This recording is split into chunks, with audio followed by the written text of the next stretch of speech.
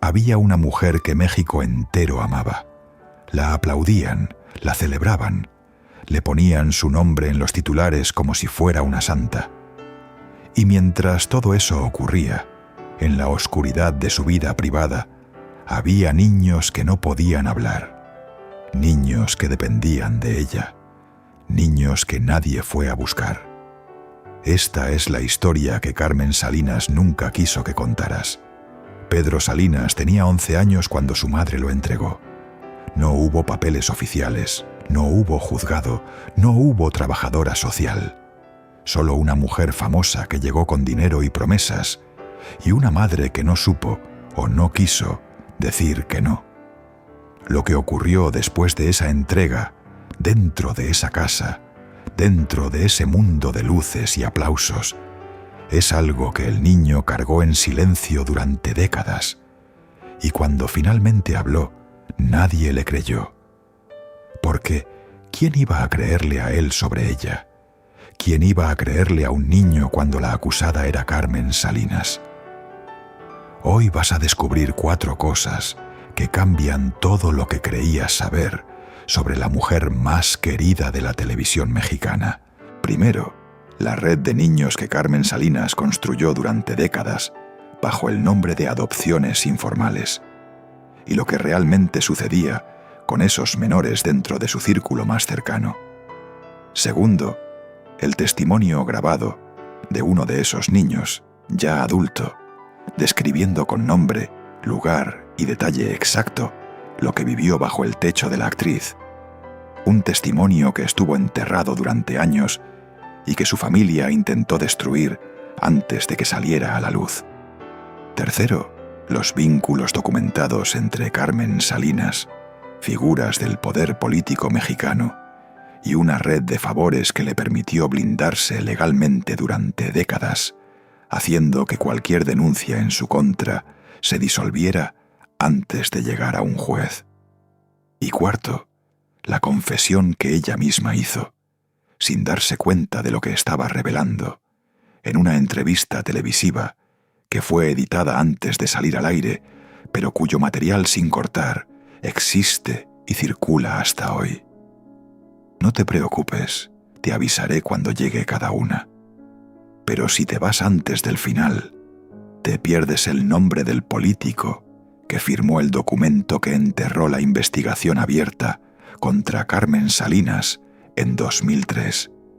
Pero para entender cómo una mujer que construyó su imagen sobre la bondad, sobre los pobres, sobre los niños abandonados, terminó siendo el centro de una de las historias más perturbadoras de la farándula mexicana, necesitas entender el principio. Y el principio no empieza con el éxito, empieza con el control, siempre empieza con el control.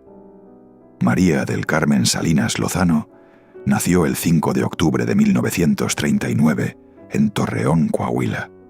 Creció en una familia con dinero justo para sobrevivir y ambición suficiente para soñar más allá del barrio. Desde niña entendió algo que muy pocas personas aprenden tan temprano, que el mundo le pertenece a quien sabe aparecer, a quien sabe entrar a un cuarto y hacer que todos volteen. Y Carmen sabía entrar. Lo que muy pocos contaron es que esa capacidad de dominar un espacio, de convertirse en el centro de cualquier situación, tenía otra cara. Una cara que no salía en las entrevistas, porque las mismas personas que recuerdan su carisma también recuerdan algo más.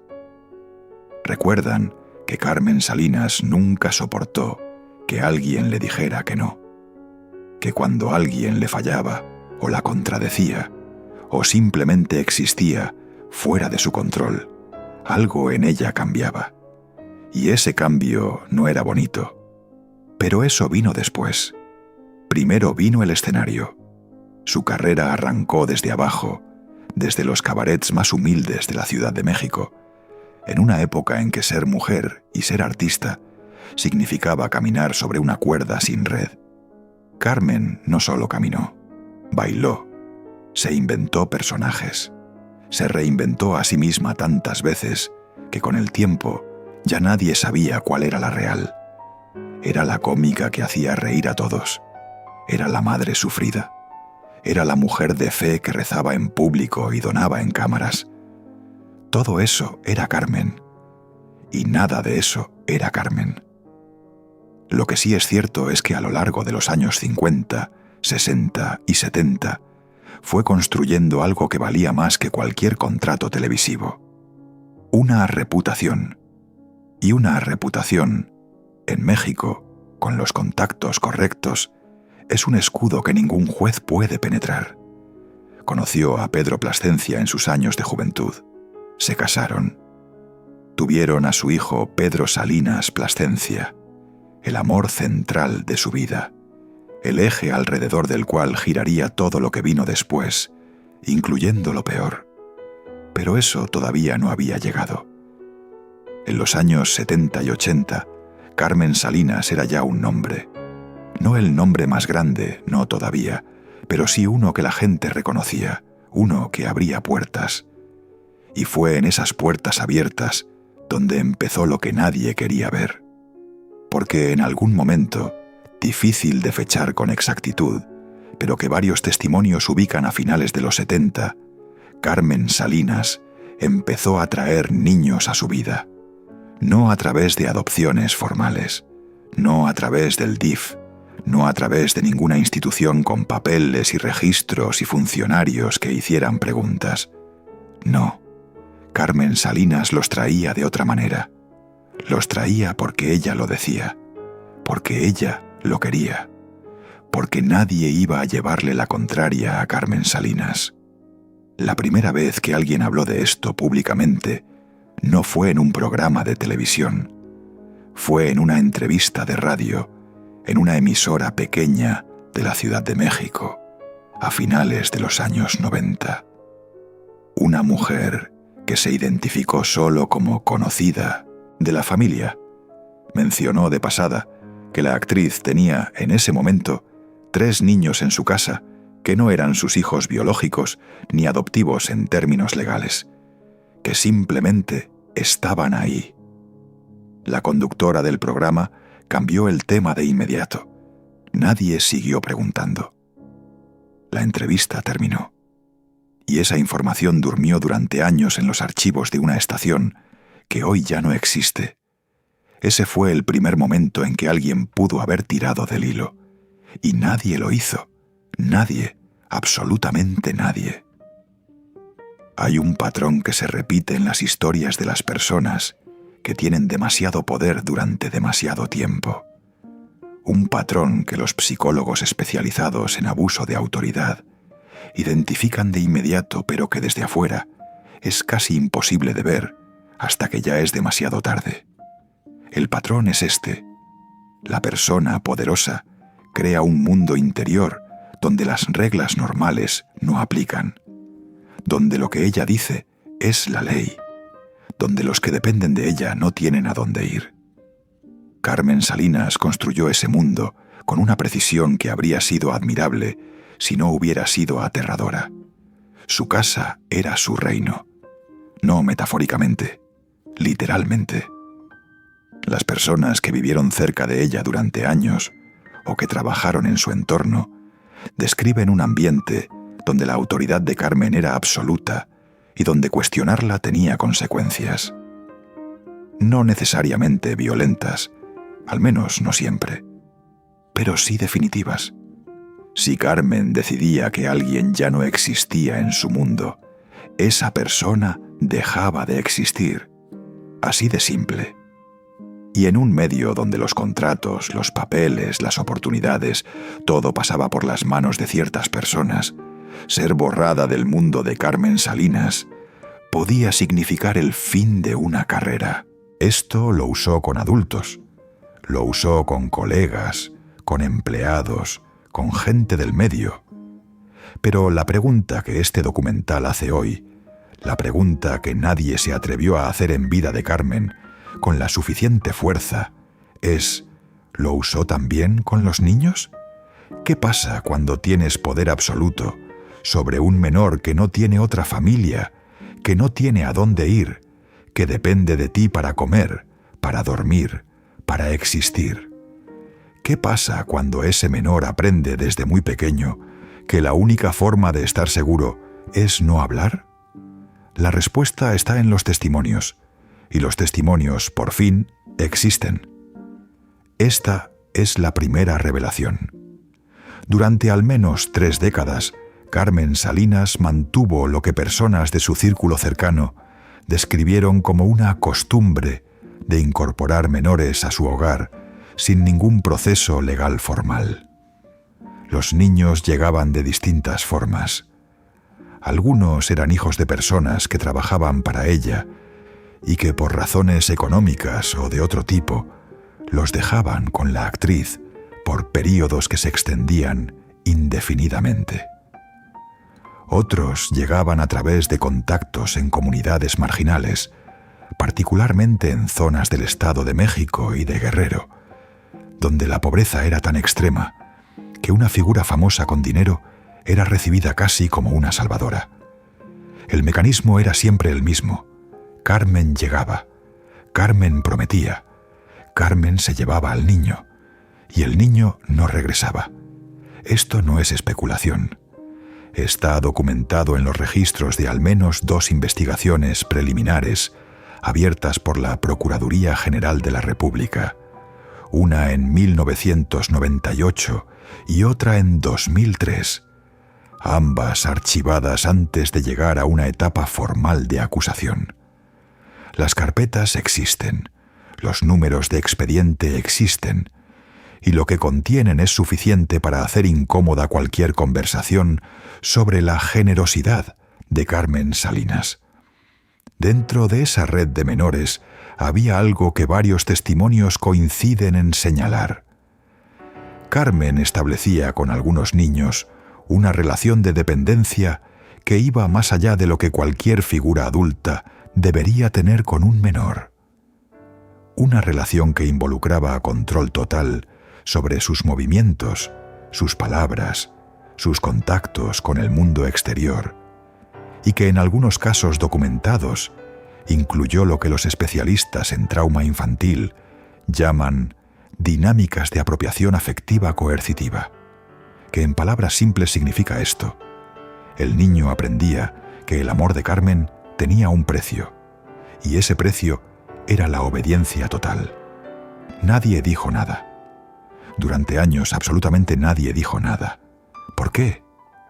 Esa es la pregunta que no tiene una sola respuesta, sino varias, y todas son igual de perturbadoras.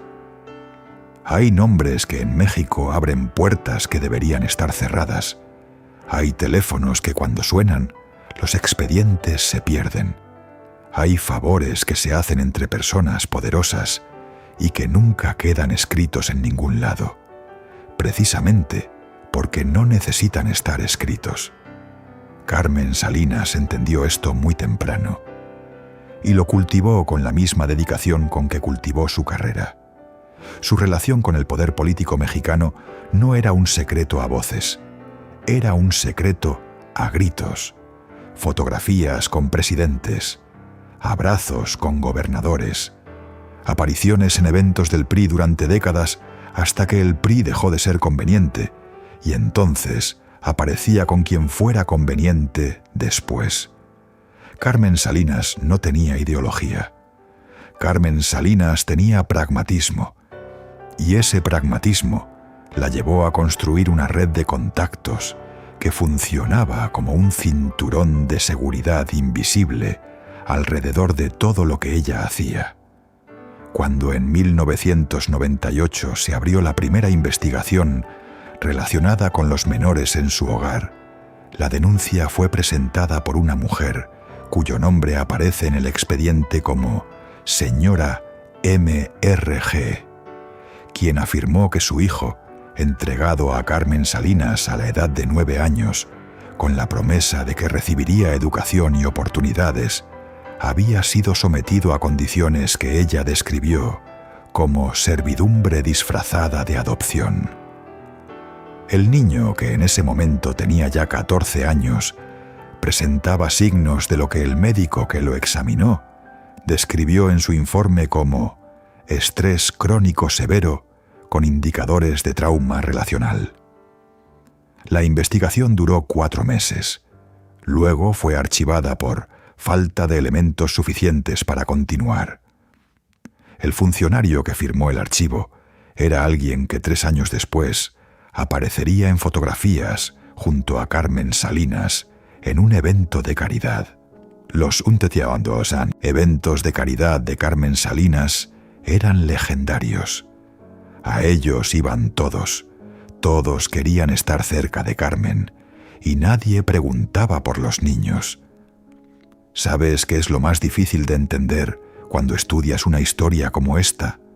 No es la crueldad. La crueldad, cuando existe, tiene una lógica oscura pero comprensible. Lo más difícil de entender es el silencio de los que estaban cerca, el silencio de los que sabían, el silencio de los que veían y bajaban la mirada, porque levantar la mirada tenía un costo que no querían pagar. Ese silencio no es inocente. Ese silencio es una decisión. Y esa decisión convierte a los que callaron en parte de lo que ocurrió. Hubo personas en el entorno de Carmen Salinas que vieron cosas que no deberían haber visto. Hay testimonios recogidos en los últimos años por periodistas independientes que trabajaron esta historia cuando ningún medio grande quería tocarla, que describen situaciones específicas dentro de la casa de la actriz. Situaciones que involucran a menores. Situaciones que si hubieran ocurrido en cualquier otro contexto, en cualquier otra casa, con cualquier otra persona, habrían resultado en una llamada inmediata a las autoridades. Pero esto no era cualquier otra casa. Esta era la casa de Carmen Salinas. Y en México, en la época en que estas cosas ocurrían, la casa de Carmen Salinas era básicamente territorio intocable. Uno de esos testimonios pertenece a una mujer que trabajó como empleada doméstica en el hogar de la actriz durante casi 8 años, en la década de los 90. Su nombre, por razones obvias, no se menciona aquí. Pero su declaración, recogida en 2018 por una periodista de investigación y compartida con las autoridades del Estado de México, describe con una precisión que hiela la sangre las dinámicas que observó entre Carmen Salinas y al menos 2 de los menores que vivían en esa casa. Describe cómo los niños no tenían contacto con el mundo exterior fuera de lo que Carmen permitía. Cómo no asistían a escuelas regulares, sino que recibían una instrucción privada controlada completamente por la actriz. Cómo cuando alguno de los niños lloraba o mostraba angustia, la respuesta de Carmen no era el consuelo, sino la presión. La empleada recuerda una frase que Carmen repetía cuando los niños se portaban, en sus palabras, difíciles. La frase era esta: yo te saqué de donde estabas, yo te puedo regresar. 7 palabras. 7 palabras que le enseñaban a un niño que su lugar en el mundo dependía completamente de una sola persona, que sin esa persona no había lugar, que sin esa persona no había nada. Eso es lo que los especialistas llaman control coercitivo, y en menores sus efectos son devastadores y permanentes. Llegó el año 2004. Carmen Salinas estaba en el punto más alto de su carrera. Telenovelas, teatro, apariciones televisivas, premios, homenajes. El país entero la adoraba. Y en ese año ocurrió algo que por un momento pareció que iba a cambiar todo. Un hombre de 32 años se presentó en las oficinas de un periódico de circulación nacional en la Ciudad de México. No quería dinero, no quería fama, solo quería hablar. Pidió hablar con un periodista de investigación y dijo que tenía información sobre Carmen Salinas que el público necesitaba conocer. Su nombre era Rodrigo, y Rodrigo había sido uno de esos niños. Lo que Rodrigo contó ese día duró más de 4 horas. Estaba grabado. La periodista que lo entrevistó, una mujer con 20 años de experiencia en periodismo de investigación, dice que en sus 2 décadas de carrera nunca había escuchado un testimonio con ese nivel de detalle, de coherencia y de peso emocional. Rodrigo no lloraba mientras hablaba. Eso fue lo que más la impactó. Rodrigo hablaba con la calma de alguien que ha pasado tanto tiempo procesando algo que ya no le queda ni llanto, solo hechos, solo memoria, solo la necesidad de que alguien, finalmente, lo escuchara. El testimonio describía lo que Rodrigo vivió entre los 9 y los 16 años dentro del hogar de Carmen Salinas. Describía el aislamiento, describía las formas de control, describía los castigos, que no siempre eran físicos, pero que eran sistemáticos y calculados. Y describía algo más, algo que la periodista no esperaba escuchar, algo que, cuando lo oyó, entendió por qué ningún medio grande había tocado esta historia. Rodrigo describía la manera en que Carmen Salinas utilizaba la imagen pública, los eventos de caridad, las apariciones televisivas, como parte de un sistema de manipulación que se extendía también sobre los niños. Los llevaba a los eventos, los presentaba como prueba de su bondad, los hacía posar para las fotos, y luego los regresaba a casa, donde la realidad era completamente diferente a la sonrisa de las fotografías. Lo llamó con sus propias palabras, vivir dentro de una mentira que estaba hecha para que todos la creyeran. El artículo nunca se publicó. La periodista lo entregó a su editor con una nota que decía que era el reportaje más importante de su carrera. El editor tardó 3 días en responder. Cuando respondió, dijo que el periódico no podía publicarlo sin más documentación. La periodista buscó más documentación. La encontró. Volvió. Y esta vez el editor le dijo algo diferente. Le dijo que el departamento legal del periódico había revisado el material y que publicarlo representaba un riesgo legal demasiado alto. La periodista renunció 3 meses después. El artículo nunca salió y Rodrigo desapareció del radar. Nadie lo volvió a buscar. Ese fue el momento en que todo pudo cambiar y no cambió nada. Este es el momento de la segunda revelación. Y esta es más incómoda que la primera. El testimonio de Rodrigo no fue el único. Entre 2001 y 2009, al menos 4 personas con historias similares intentaron, de distintas maneras, hacer llegar información sobre Carmen Salinas a medios de comunicación, a autoridades o a organizaciones de protección de la infancia. Los 4 intentos fueron bloqueados, archivados o ignorados, no todos de la misma manera, pero todos con el mismo resultado. Uno de esos intentos llegó más lejos que los demás. En 2006, una organización civil dedicada a la protección de menores recibió una denuncia formal que involucraba el nombre de Carmen Salinas. La organización tenía respaldo internacional, protocolos establecidos y acceso a instancias legales que los individuos solos no tenían. Iniciaron un proceso de documentación, contactaron testigos, recopilaron declaraciones. 3 meses después de iniciar ese proceso, la organización recibió una visita, no de la policía, no de ninguna autoridad oficial. Recibió la visita de un abogado que representaba, según sus palabras, a ciertos intereses que preferían que este asunto se manejara de otra forma. El abogado no hizo amenazas explícitas, no necesitó hacerlas.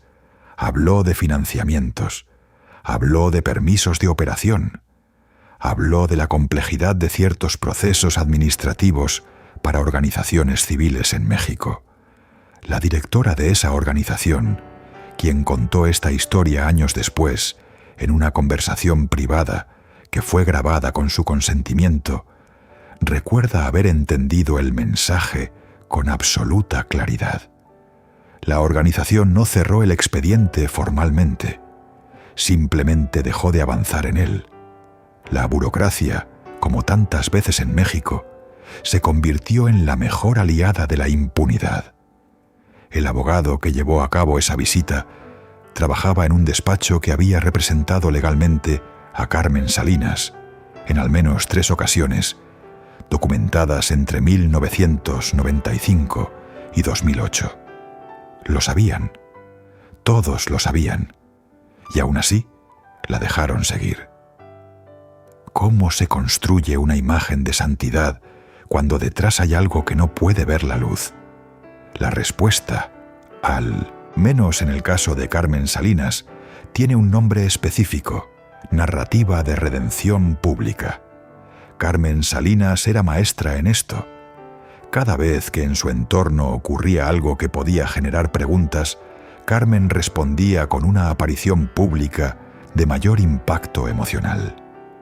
Una donación, un evento de caridad, una visita a un hospital, una declaración sobre su amor por los niños pobres de México. Era un mecanismo casi reflejo y funcionaba con una eficacia perturbadora. Los medios mexicanos de las décadas de los 80, 90 y 2000 eran un ecosistema muy particular.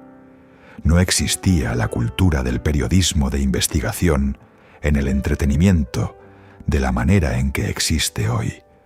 Los programas de espectáculos no confrontaban, celebraban. Los conductores no preguntaban cosas difíciles, sonreían. El sistema completo estaba diseñado para producir figuras intocables, y Carmen Salinas fue, durante décadas, una de las más intocables. Pero había algo más, algo que va más allá de la complicidad cultural. Carmen Salinas cultivó activamente sus relaciones con los dueños de los medios, con las familias que controlaban la televisión mexicana, con los ejecutivos que decidían qué historias valían y cuáles no. No es una conspiración en el sentido dramático, es algo más banal y por eso mismo más efectivo. Es la lógica del favor recíproco. Yo te doy ratings, tú me proteges, ambos ganamos. Y el que no tiene nada que ofrecer en esa ecuación, el niño que no tiene nombre ni poder, ni nadie que lo busque, ese simplemente no existe. Eso es lo que hace que esta historia duela de una manera diferente a otras. No es solo lo que le hicieron a esos niños, es el sistema que lo hizo posible, el sistema que lo mantuvo invisible, el sistema que decidió que el valor de una figura pública era más importante que la seguridad de los más vulnerables. Y ese sistema sigue existiendo.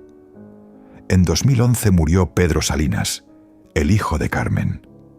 Fue un accidente de coche en la carretera Toluca-Naucalpan. Tenía 49 años.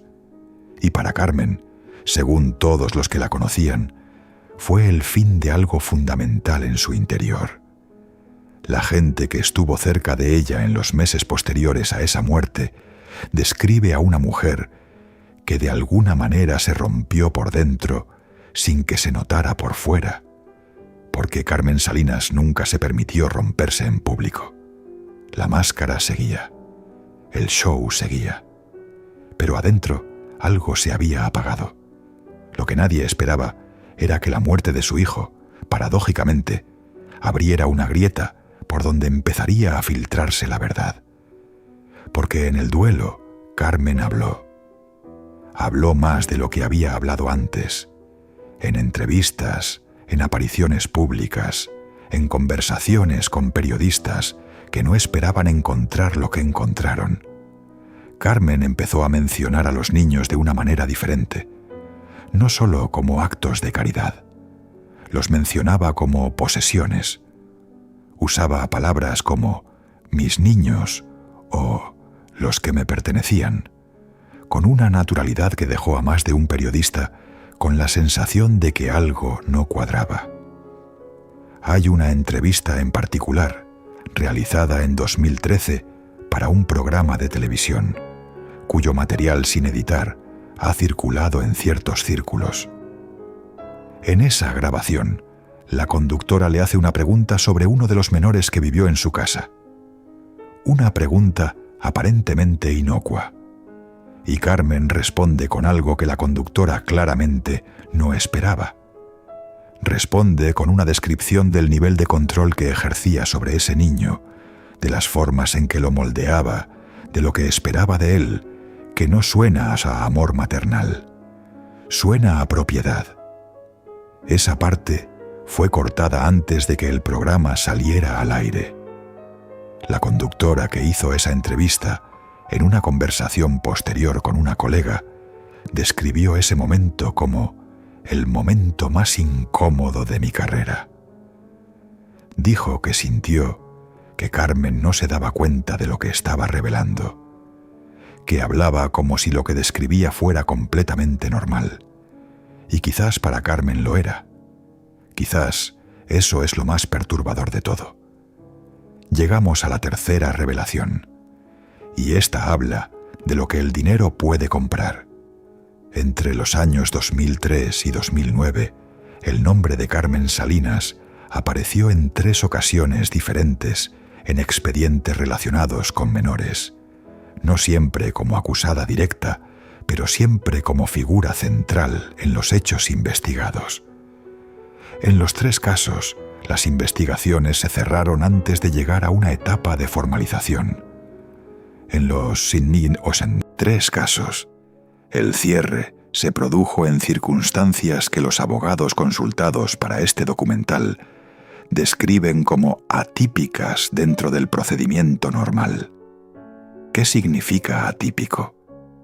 Significa que los tiempos no cuadraban, que los expedientes se movieron más rápido de lo que se mueven normalmente, que las resoluciones llegaron antes de que se agotaran las etapas establecidas por la ley. En uno de los casos, el expediente fue transferido de una jurisdicción a otra, de una manera que los propios funcionarios que recibieron la transferencia encontraron irregular, según consta en notas internas que forman parte del expediente y que son de acceso público. ¿Quién tenía el poder para mover expedientes de esa manera? ¿Quién tenía los contactos para que una investigación que debería haber tomado meses se resolviera en semanas? ¿Y por qué alguien con ese nivel de influencia se interesaba en proteger a una actriz de televisión? La respuesta, como casi siempre en México, está en la intersección entre el dinero, el poder y los favores acumulados durante décadas. Carmen Salinas no era solo una actriz, era un activo. Era alguien que movía dinero, que generaba audiencias, que era útil para ciertos intereses en ciertos momentos. Y los activos se protegen. No por bondad, por conveniencia. Carmen era conveniente para mucha gente, y esa conveniencia fue su escudo más efectivo durante más tiempo del que nadie debería haber permitido. Pero los escudos tienen grietas, y las grietas con el tiempo se convierten en fracturas. La historia de los menores en el hogar de Carmen Salinas no se puede entender sin entender el contexto más amplio en que ocurrió. Un contexto que no habla bien de México como sociedad.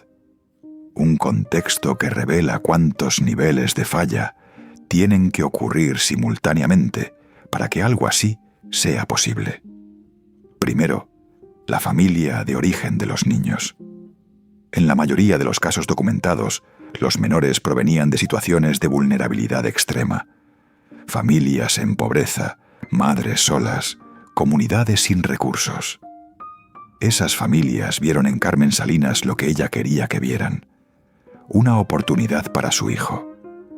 No eran malos padres en la mayoría de los casos. Eran padres desesperados. Y la desesperación hace que la gente tome decisiones que en otras circunstancias no tomaría nunca. Segundo, las instituciones. El DIFE, la procuraduría, los juzgados de lo familiar.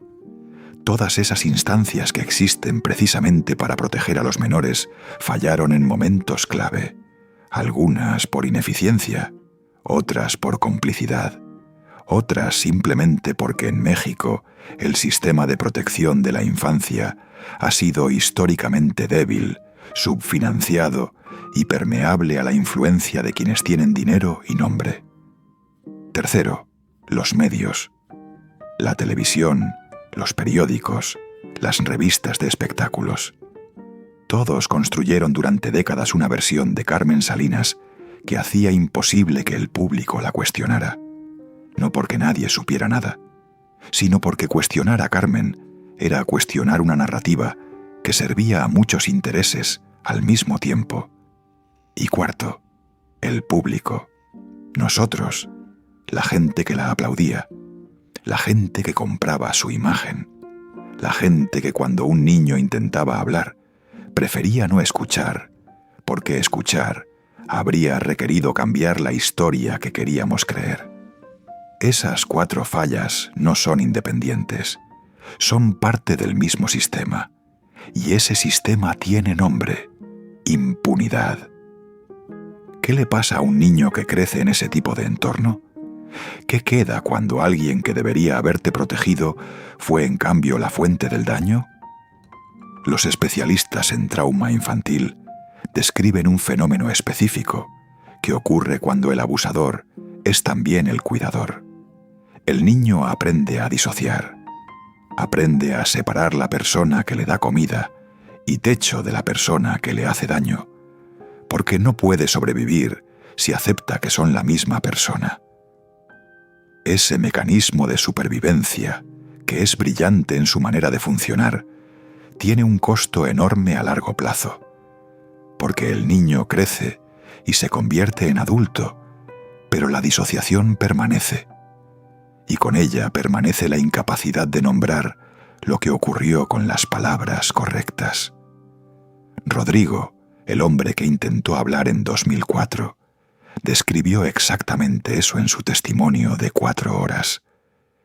Dijo que durante años no supo cómo llamar a lo que vivió, que cuando era niño pensaba que era normal, que todos los niños vivían así, que solo cuando tuvo acceso a un psicólogo, ya de adulto, empezó a entender que lo que había vivido tenía un nombre, y que ese nombre era abuso. La palabra tarda en llegar, pero cuando llega no se puede ignorar. Hay una pregunta que surge inevitablemente en este punto de la historia, y es una pregunta que muchos de los que conocían a Carmen Salinas se han hecho en privado sin atreverse a hacerla en voz alta. La pregunta es esta: ¿era Carmen Salinas consciente de lo que hacía? ¿Sabía que causaba daño? ¿O vivía en una burbuja de autojustificación tan completamente construida que genuinamente creía que lo que hacía era un bien? No hay una respuesta definitiva, no puede haberla. Pero hay indicios. La entrevista de 2013, ese material sin editar donde Carmen describe el control que ejercía sobre los menores con tal naturalidad, sugiere algo inquietante: que para Carmen ese control era amor, que en su sistema de valores la manera en que trataba a esos niños era la manera correcta de tratarlos, que el hecho de haberlos sacado de situaciones de pobreza le daba, en su propia mente, el derecho de moldearlos completamente. Eso no hace el daño menor. En algunos sentidos, lo hace mayor, porque la persona que sabe que hace daño puede detenerse si decide hacerlo. La persona que genuinamente cree que lo que hace es correcto no tiene ese freno interno, no puede tenerlo, porque en su mundo no hay nada que frenar. Y si Carmen Salinas nunca entendió lo que hizo, eso significa que nunca pidió perdón. Y eso significa que los que vivieron dentro de ese mundo nunca tuvieron el reconocimiento que necesitaban para sanar. Eso es lo que más duele de esta historia. No la crueldad calculada, sino la crueldad que no sabe qué es crueldad. En noviembre de 2021, Carmen Salinas sufrió un derrame cerebral masivo. Quedó en estado de coma del que nunca despertó. Murió el 9 de diciembre de ese mismo año. Tenía 82 años. Su muerte generó un duelo nacional. Los titulares la despidieron como a una leyenda. Las redes sociales se llenaron de mensajes de amor y de recuerdos de sus personajes, de sus frases, de los momentos que le arrancaron carcajadas al país. Era genuino ese dolor. La gente la amaba de verdad. Y ese amor es real, independientemente de lo que este documental cuenta. Pero el amor que el público siente por una figura pública no borra lo que esa figura hizo en privado. No puede borrarlo. No debería borrarlo. Porque si lo borramos, si decidimos que el amor que sentimos es razón suficiente para no hacer las preguntas difíciles, entonces somos cómplices del silencio que hizo posible que todo esto ocurriera. Con la muerte de Carmen, varios de los que guardaban silencio empezaron a moverse.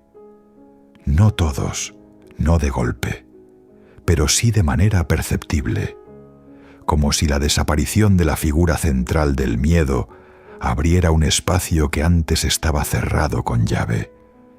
Personas que durante años habían dicho que no tenían nada que decir, de repente tenían cosas que decir.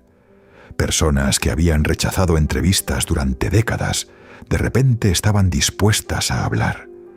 El proceso es lento, es doloroso. Está lleno de dudas y de miedos que no desaparecen, solo porque la persona que los causó ya no esté. Pero está ocurriendo, y eso es lo más importante que ha pasado en esta historia en mucho tiempo. Esta es la cuarta revelación, y esta es la más oscura. En 2022, un periodista independiente que había seguido esta historia durante años, publicó en una plataforma digital un artículo que incluía fragmentos del testimonio de Rodrigo, con su consentimiento expreso, y material adicional recopilado a través de múltiples fuentes. El artículo circuló durante aproximadamente 72 horas antes de que comenzaran a llegar las presiones. No vinieron de la familia de Carmen directamente. Vinieron de personas que representaban intereses vinculados al legado de la actriz, según el propio periodista describió en una nota posterior. Las presiones incluyeron amenazas legales por supuesta difamación, intentos de desacreditar las fuentes y lo que el periodista describió como una campaña coordinada para llenar los comentarios de desmentidos fabricados y hacer que el artículo pareciera una invención. Pero algo diferente ocurrió esta vez. Esta vez el artículo no desapareció. Esta vez otras personas lo compartieron.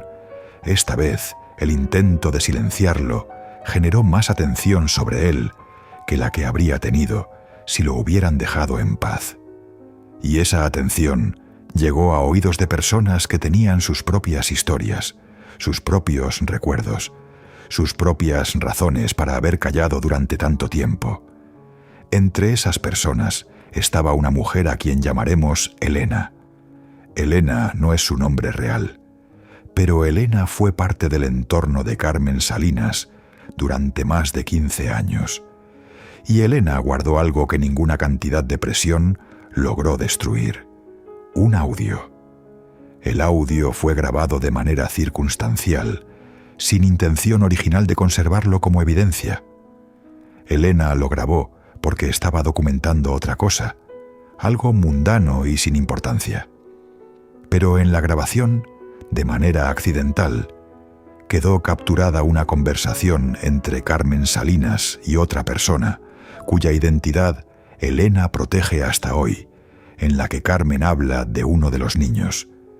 Habla de él de una manera que no deja lugar a ambigüedades sobre la naturaleza de la relación que ella consideraba normal. Habla de lo que el niño debía hacer, de lo que ella esperaba de él.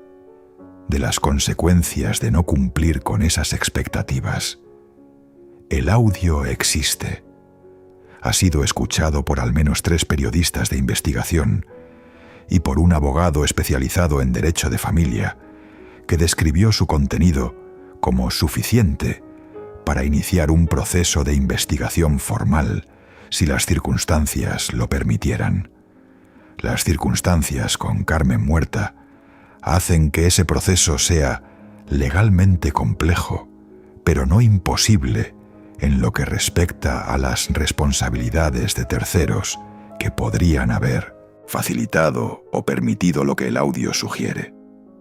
Elena todavía no ha decidido qué hacer con ese audio. Vive con esa decisión todos los días. Sabe lo que tiene, sabe lo que significa, y sabe que el momento en que lo entregue públicamente, su vida cambiará de maneras que no puede predecir completamente. Pero también sabe que no puede guardarlo para siempre. Hay una frase que los sobrevivientes de abuso en contextos de poder usan con mucha frecuencia cuando finalmente encuentran el espacio para hablar. La frase es: pensé que era el único. O en el caso de quienes vivieron esto de niños, la versión más pequeña y más devastadora: pensé que era mi culpa. Esas 5 palabras, pensé que era mi culpa, contienen todo el mecanismo del abuso de poder sobre un menor. Porque los abusadores en posición de autoridad siempre construyen ese convencimiento en sus víctimas. Siempre. No porque tengan un manual, sino porque es la consecuencia natural de un sistema donde uno tiene todo el poder y el otro no tiene ninguno. El niño que no tenía a dónde ir. El niño que dependía de Carmen para todo. El niño que escuchaba: yo te saqué de donde estabas, yo te puedo regresar. Y aprendía que su existencia entera dependía de la voluntad de una sola persona. Ese niño no podía pensar: esto está mal. Ese niño tenía que pensar: yo estoy haciendo algo mal. Porque la alternativa era demasiado aterradora de contemplar. Rodrigo tardó 20 años en dejar de pensar que era su culpa. 20 años. Y aun cuando llegó a ese momento de claridad, cuando entendió que no había sido su culpa, que nunca había sido su culpa, enfrentó algo igualmente difícil: descubrir que el mundo que él pensaba que lo iba a escuchar no estaba listo para escucharlo. Esa es la segunda herida, la que viene de afuera, la que dice: te creo, pero no puedo hacer nada. O peor, no te creo. ¿Qué hace una sociedad con sus figuras queridas cuando descubre que eran diferentes de lo que creía? ¿Cómo se procesa ese duelo? ¿Cómo se reconcilia el amor genuino que millones de personas sintieron por Carmen Salinas con la realidad de lo que esta historia revela? No hay una respuesta sencilla. No debe haberla. Porque la complejidad de esa pregunta es precisamente lo que hace que este tipo de historias sean necesarias. Necesarias no para destruir memorias, sino para entender qué hay detrás de las memorias que construimos. Para entender cómo es posible que una persona pueda ser simultáneamente alguien que hace reír a millones y alguien que hace sufrir en la oscuridad a los que no tienen voz. La respuesta, incómoda como es que esas 2 cosas no se contradicen. Las personas somos capaces de compartimentar de maneras que los que estamos afuera no podemos imaginar. Y los que tienen poder tienen además la capacidad de construir una realidad pública tan sólida que la realidad privada queda completamente invisible.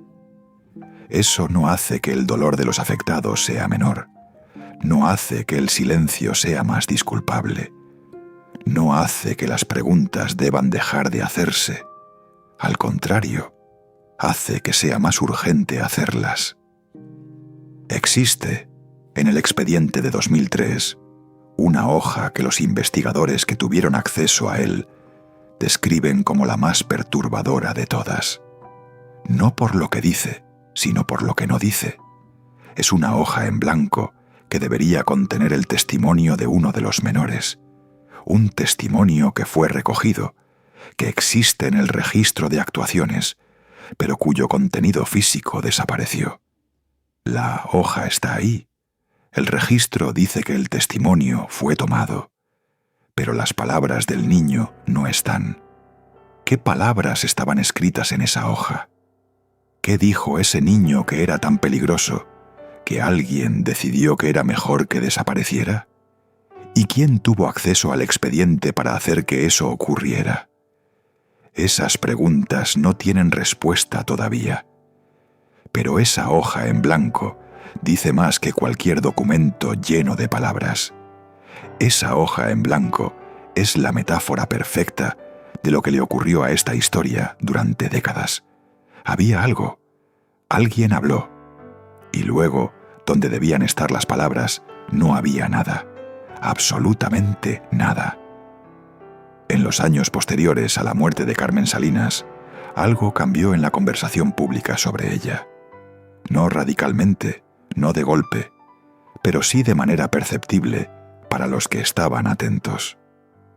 Empezaron a aparecer comentarios en redes sociales de personas que decían haber conocido la historia de los niños desde hacía años. Personas que decían que en ciertos círculos de la farándula mexicana esto era un secreto a voces.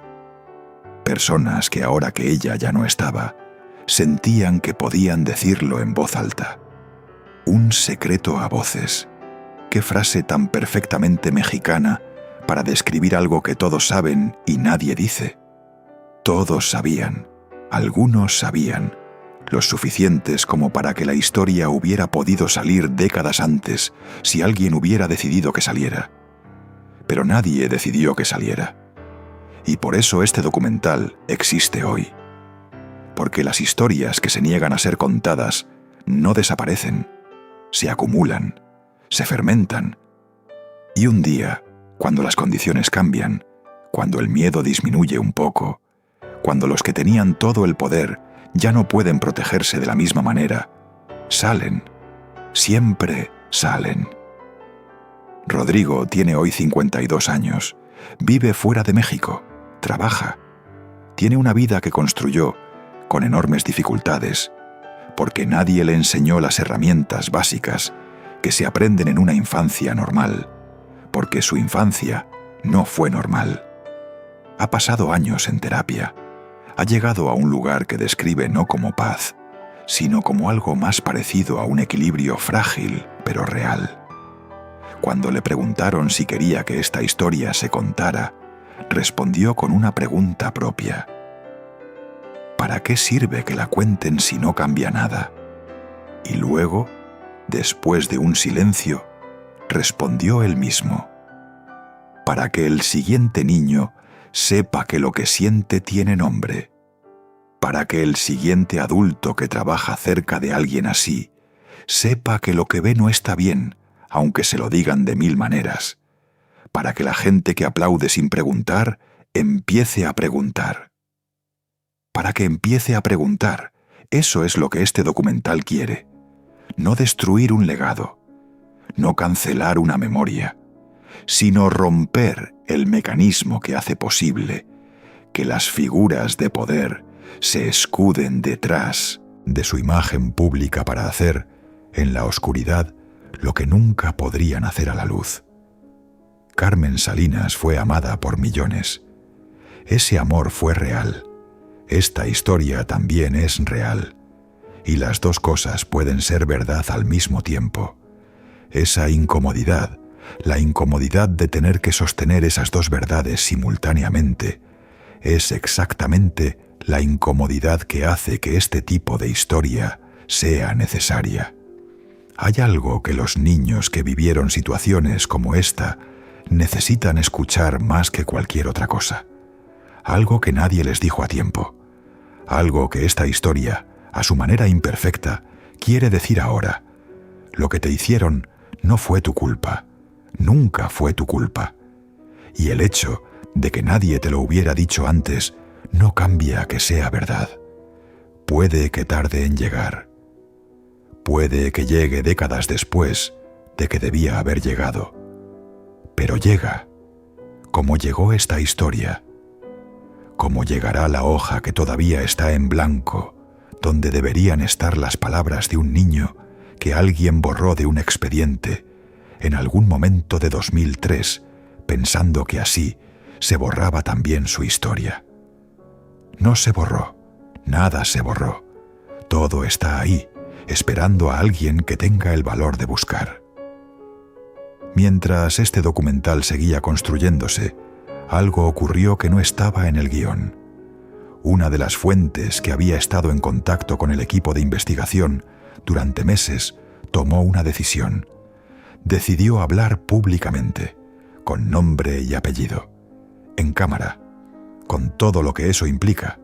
Su testimonio se suma ahora a los que ya existían, y con él, el mapa de esta historia se vuelve un poco más completo, un poco menos fragmentado, un poco más difícil de ignorar. No es el final. Estas historias nunca tienen un final limpio y ordenado como los finales de las películas. Tienen hebras sueltas, tienen preguntas sin respuesta, tienen silencios que todavía no se han roto. Pero tienen también esto, una acumulación de voces que ya no pueden ser ignoradas de la misma manera. Y eso importa más de lo que parece. Elena, la mujer que guarda el audio, dijo algo en la última conversación que tuvo con uno de los periodistas que trabajaron esta historia.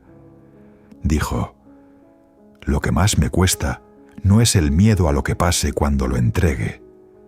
Lo que más me cuesta es saber que si lo entrego y si pasa algo, no va a deshacer lo que ya pasó, no va a devolverle la infancia a nadie. Tiene razón, no la devolverá, pero puede hacer algo que también importa. Puede decirle a los que vengan después que esto se vio, que esto se nombró, que la historia no quedó enterrada para siempre en un expediente con las páginas en blanco. Puede decir que alguien finalmente tiró del hilo. Y ese hilo sigue ahí.